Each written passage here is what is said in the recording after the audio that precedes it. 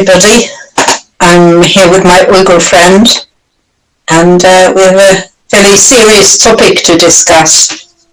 And I would like to ask you, as you were born in East Turkestan and you lived there for the first 26 years of your life, what exactly is happening there? Well, what's happening in East Turkestan right now is horrendous, and like everyone is suffering from the genocide and the genocidal policy that the CCP is conducting over Uyghurs in the region. Starting from sterilization, first abortion, to the torture inside concentration camps and prisons. Even inside their own homes, people are not feeling secure. Yeah. And like some people lost their families to these policies. Some people lost their neighbors, and some lost their colleagues, schoolmates, and like cousins. If not like direct family members, it's cousins, nephews, nieces, uncles, aunts, like grandmother. Affecting the whole nation. Exactly, like everybody is suffering from it. And even people are outside of the detainment and imprisonment, like other people are always insecure.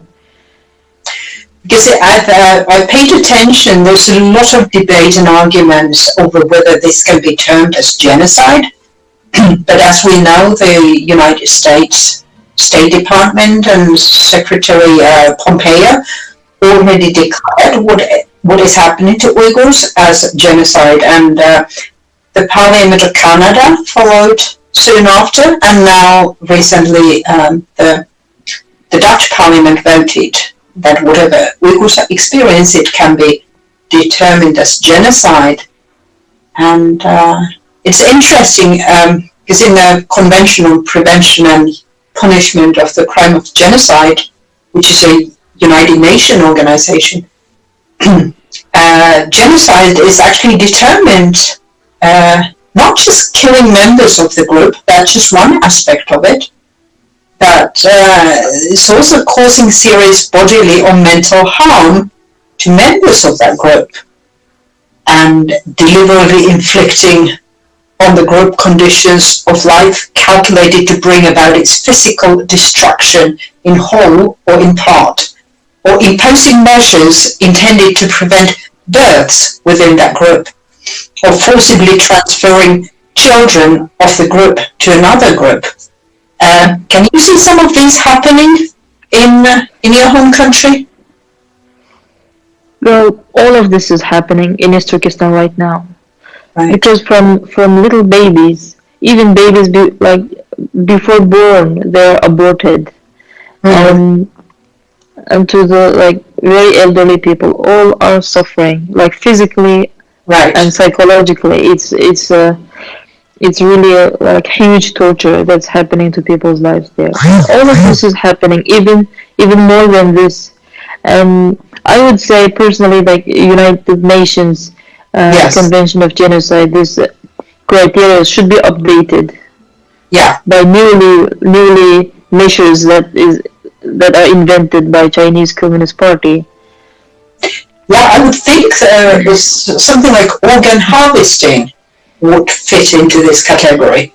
And this is something also that has been happening to Uyghurs, even though China claims that it has finished the practice of organ harvesting, especially from prisoners of conscience.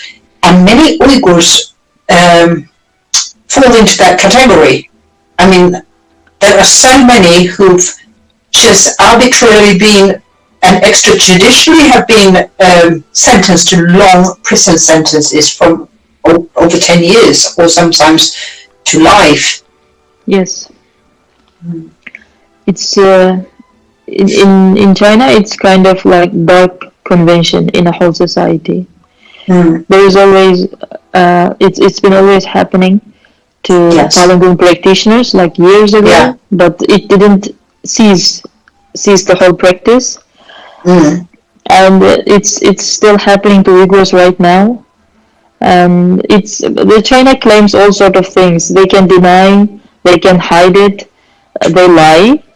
Apparently, always it's very easy for the Chinese government to do that. But in reality, all this like organ harvesting live or like uh, post-mortem harvesting everything, Yeah. it's just happening there in the interest of the hospitals, like parties who's doing business over organ transplantation. That should really be brought into the framework of genocide also. Genocide. Yes, absolutely. And there are all sorts of enslavement that's happening. Yeah. Child enslavement, Yes. like adults, even like forced prostitutions in concentration camps, prisons that are happening in all sort. When these criteria are like way too simple to describe what's happening right now in East Turkestan. Yeah, and it's interesting because first-hand testimonies have come through, and I'll give us examples of like Mihri Torson was one of the first ones to testify about the detentions. Then we have very brave women. Yes, all of that. Then, but I noticed there are a couple or a few that have specifically testified about the violence and forced sterilizations and abortions. Zumre Davut and Torzunay Zeyawudin. Yes. And I'm surprised they've been really like brutally attacked by the Chinese regime. And the validity of their testimonies has been questioned, and now there's like a whole smear campaign from the Chinese government. And also noticed that there's been a surge in the last few months, a surge of the Uyghur Holocaust denial, mainly in the social media. I mean, have you paid attention to that? Yeah, of course. But I would be surprised if China responded in normal way. Okay. It's it's really, if they were in somehow China, if there's no Ziauddin and all the other like brave women who testified, if they were inside China, they would be vanished by now. You know, right. They would be gone by now. Right. And it's because they're West-free countries and they're protected by the system and the governments. Yes. Now China can only like blame on them verbally. Right. That's actually a good thing that China cannot physically and emotionally harm them. Right. It's Chinese Communist Party like systematically like torture its people. Even before torture, they compel its people to accept that torture because of it's their fault. Like blaming the victim is already systemized inside China. Right. Even the victim himself or herself should blame herself or himself for the. And I'm surprised how they're particularly targeting female victims, and it almost like, to me, it seems like there's some misogyny from just hatred of women. That misogyny is a really good point that you raised there. In the whole Chinese society, misogyny is like daily norm, and it's like female rights is never. You can never see a feminist like protesting inside China or doing activity for female rights. Right. Or like you can never see that. It doesn't exist. Like women are always victim in the society. They're always to blame. Right. They're always the weak party. So that's why I think it's really important that we actually speak up for these victims, and we spread their stories, we spread their testimonies, And I would personally, I'd like to see more testimonies to be shared, even anonymously, in the social media. Because I can see the power of even one testimony. You take like Tursunay Ziawoodin and Zumrat Dawood. I mean, if the Chinese government gets so irritated by and just by the testimonies of these two ladies, imagine what a good 100 or even 1,000 testimonies would do. So just shows the power of these testimonies, right?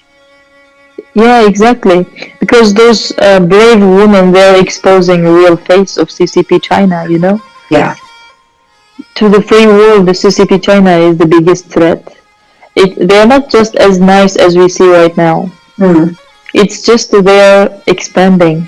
When they complete their expansion, then we will get to see the real face, which is what those brave women are trying to show us by their tragic lives. And you know, it's really despicable that this whole government is behaving in such a way. I often get asked, you know, how can you call it a genocide if there are not piles of bodies to be found? And I really wish, I mean, the sad fact is that I hope we don't need to come to that. But I know even now I know Uyghur families have trouble getting the bodies of their deceased relatives who have died in the camps, retrieving their bodies for even, and having seen some of the videos when these people are getting sick in the camps or when they're tortured, and some are severely malnourished, and when they're released home, many die very quickly. So it seems like it's just a front that these people are released. Yes, it's just you know that what CCP China, Chinese government is good at is destroying the evidence. Right. They are very good at destroying the evidences. Even victims, they don't know how to file a complaint. Like they destroyed all the evidence, all the paper, or like really like very physical evidences. They destroy all of it. Yeah. And also victims, they are compelled to accept the wrong as right. Yeah. So the CCP China is really good at like hiding evidence. At this point, we Uyghurs wish this is not real. You know what we are fighting for is not real. We wish that, and we would be really happy if the genocide didn't happen. Yeah, of course. Like it's not at all an exaggeration because the population number of Uyghurs is always been controlled by CCP China. Yes, and this is one of the claims that what they try to claim that the birth rate of Uyghurs has increased in till 2018. Yeah. But when you actually show and the Chinese government themselves acknowledge that it has actually declined since 2018. I would like to ask you about what do you think, because I noticed this the German guy Adrian Sens has disclosed a lot of stuff what is happening in the camps and to Uyghurs. He has become a target of ridicule by the Chinese government and by the Chinese trolls in the social media. And also there's this like general denial of the Holocaust has started to come up. For instance, this arguments over Wikipedia article about Uyghur genocide. What's your take on that? And what's happening there? Well, it's another way of CCP China trying to get away with the crime that it's committing. It's they're whitewashing, and they're trying to cover up, and they're trying to hide the fact. Yeah. They would of course try any means Yeah. to stop the world paying attention to the situation of Uyghurs. Yeah. Of course, they don't want the Uyghur genocide to be recognized because that's what they're hiding. That they have been hiding from long time. Yeah. I am really furious. I am furious when I think that Uyghurs are really we are really helpless right now. Yeah. To protect ourselves, even to acknowledge that's happening to us bravely. It's we are really having difficult times because like our families are basically kidnapped. Yeah. Yeah. Inside China, and like so many of us, we are afraid to speak out for our families, even though we are in free world. Yeah. And in like inside story of China is completely a different thing. Yeah. It's not the outside look of China. So it's I am furious when I see those that China still tries. Yeah, I'm not surprised. Trying to. Yeah, it's. So I think. Yeah. But thankfully, like United States, Canada, and the Netherlands, they like acknowledged it's a genocide. That's an encouragement for Uyghurs that's happening. Exactly.